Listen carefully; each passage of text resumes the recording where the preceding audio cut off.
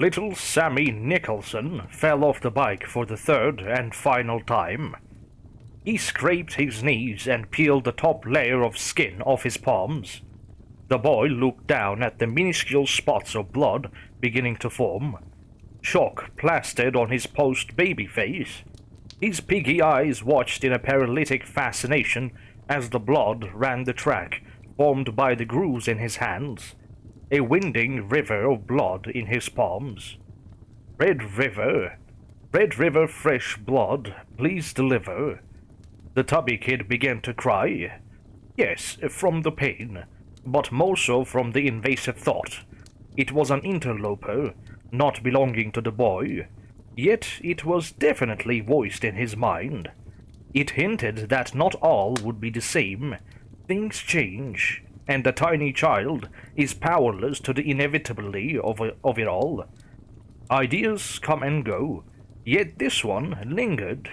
It taunted the boy, teasing of secrets beyond his understanding, hidden fruit just out of reach.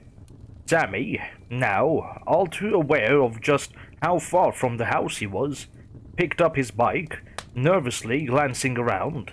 The sun was quickly setting. With each second the day got darker. He wished he would have stayed with his little sister and mom, the idea of riding alone seemingly a grave mistake.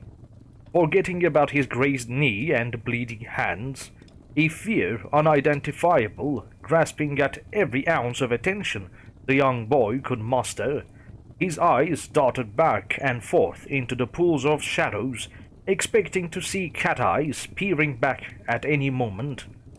No figures, no creatures, no blood-sucking vampires, no brain-eating zombies, just blackness. This didn't put his mind at ease. In fact, young Sammy became more scared with each glance. A tickling sensation on his arm. With a start, the boy looked down, only to see the forgotten stream of blood running down. It ran halfway down his forearm, only to pool into pregnant drops and splatter onto the ragged pavement. Glancing behind him, he noticed a trail of blood droplets leading from the scene of the accident. Sammy turned back to continue his long trek home. His heart skipped a beat.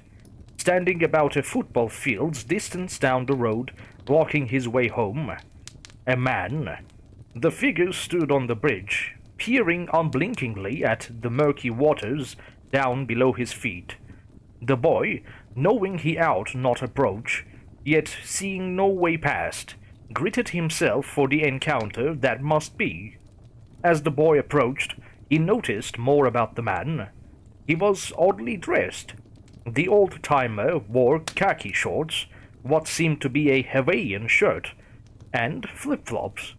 Sammy thinks he looks similar to his grandpa, who lived down on the Gulf side of Florida. He loved going to the beach and skipping shells on the endless waters with him.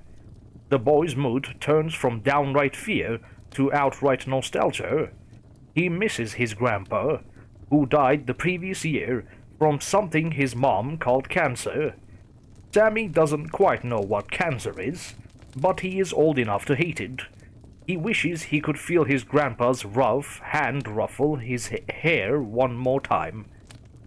The boy hated when he was alive, but now there is nothing he wants more.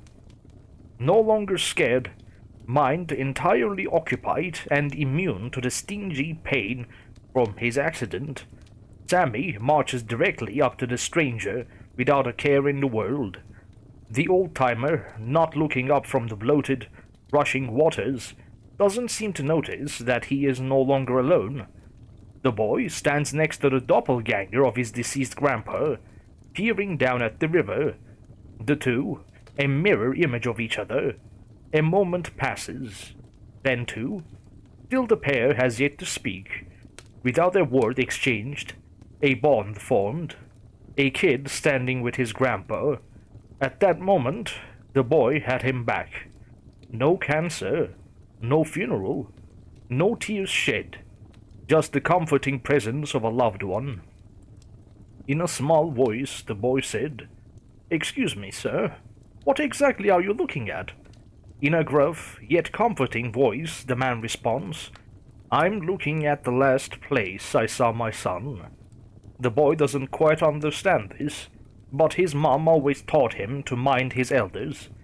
He holds his tongue, not wanting to aggravate the older man, understanding that adults enjoy talking. As if to prove a point, the man says, My son had an accident on this bridge, and fell into the river. The old man pauses for what seems to be an eternity, before turning to the boy and saying, I'm sorry, young man. Where are my manners? My name is Tommy Bahina. My friends call me Tommy Bahama, if you like. Tommy Bahama? What a cool name. I'm Sammy Nicholson, and I live right up the road, said the young boy in a rush of words. I am awfully sorry for your son. My grandpa died last year too. I miss him so much. You know it's okay to cry? At least that is what my mom always says. Your mom seems like a wise woman. Definitely had my fair share of tears shed on this bridge. That river is filled with them, said the man with a little chuckle. The man had a contagious laugh, and the boy couldn't help but join in. With an over-dramatic flourish of his hand, the old-timer presented it for a shake. At this, the duo belted out another raucous peal of laughter. Sammy, completely forgetting his wounded hand, extended it to meet the man's. The old-timer looked down and noticed the blood. He stood erect, a queer smile dancing across his face. His face seemed to slide, distorting the comfortable features. The boy saw the man in a new light. Well-weathered wrinkles turned into sharp crags, bags turned into shadows hiding secrets. Dim, tired eyes became hungry, seeking pits, looking for their next meal. Sammy recoiled from the man, the fear he experienced earlier being reignited. Tommy glanced down at the blood-smeared hand, a lunatic's fever burning in his sunken eyes. The twisted man looked at the boy, thirst clearly visible on the dark landscape of his face. In the same careless estimation, a lion sizes up the buffalo. The elderly man studied the child. When the boy was certain the man was going to pounce, the friendly face seemed to reappear as if it had never left. The boy, unsure of what he just saw, took a healthy step back from the man. In a voice a bit shaky, the boy said, It was nice meeting you, but my mom will be wondering where I got off to. I should be going. Besides, I'm not supposed to talk to strangers. It's never good to worry your mom, but it's not quite night yet. I'm sure she won't mind you chatting a bit with an old-timer like myself, said the man in a reasonable tone. Sammy, do you like stories? I love them, and I'm old, which means I got the best ones. Wanna hear one? The man looked so lonely and eager to tell a story, the poor boy could hardly resist. You promise it will be a short one? I really do need to get home, the boy exclaimed. A somber-looking Tommy responded, Cross my heart, with a goofy crossing gesture. The older man had the pair laughing once again.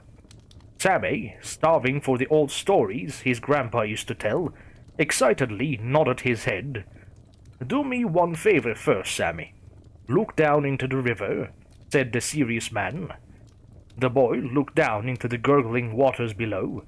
The water in the golden light of the fading sun looked red, the dark red of blood fresh from the vein.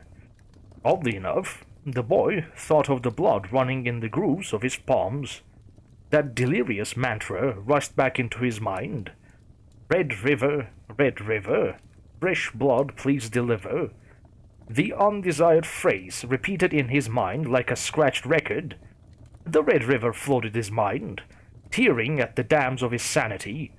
It threatened to scoop him up in its rush of madness, to leave him stranded on the banks of lunacy. Just as the boy thought he could not bear to hear it uttered one more time, the old man spoke once again. The Red River is beautiful in the moments before the sun goes down. You see, it's the minerals in the water that when the sun hits it just right, causes it to look like a river of blood. It always tends to remind me of the mortality of the human race. If you really think about it, we are nothing more than streams of blood. We have more in common with this river than we think. When the heart stops pumping, then we end. Just like this river eventually will run its course and dead end.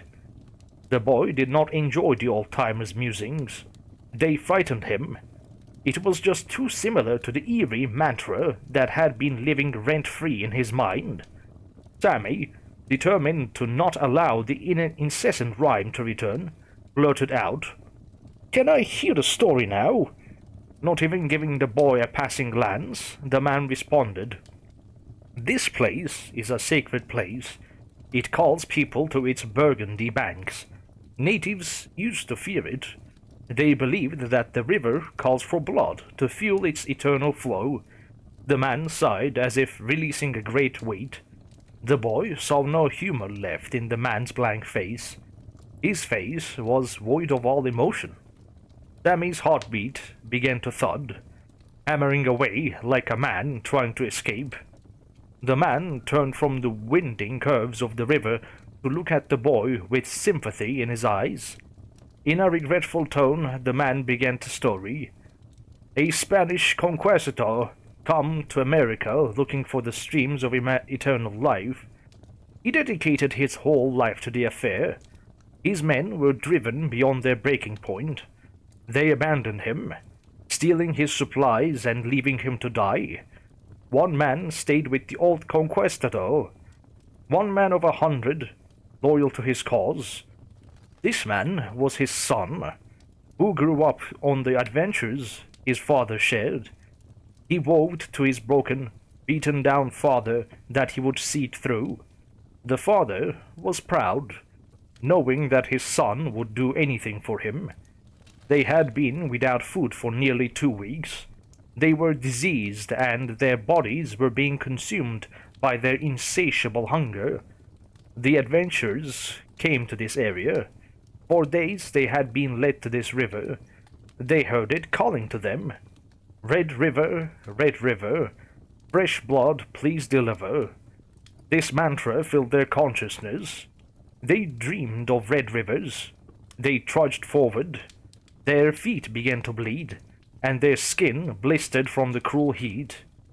They felt no pain, until similar to us, they looked from the banks to see the river of blood below them. 5 years later, the old conquistador returned alone. Young Sammy stared at the river in disgust, entirely shocked that the man quoted the incessant riddle he had been hearing since he fell off his bike. Unable to move, paralyzed by fear, the boy asked, "What was that old conquistador's name?" The man looked at the boy with a sly grin. "Very good. You might be the first one to make that connection. I do appreciate a smart boy.